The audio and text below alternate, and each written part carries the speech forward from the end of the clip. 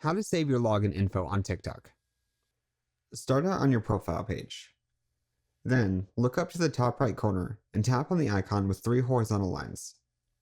On this new box that pops up, tap on Settings and Privacy. Under the Account section, tap on Security and Permissions. Now, you can see if we scroll down a little bit or look about halfway down the page, we'll have Save Login Method and Save Login Credentials. Go ahead and turn both of those on. Now, I'm recording this on an iPhone, so this means that the login info will be saved to iCloud. If you're on an Android phone or tablet, for example, you may not have this option here, but there is a workaround. That's to use a password manager, like LastPass or 1Password. These are separate apps that you'll need to download from the Google Play Store, but they'll essentially store your passwords and then autofill them in when you go to log into places. That's pretty much it. Before you go, check this out.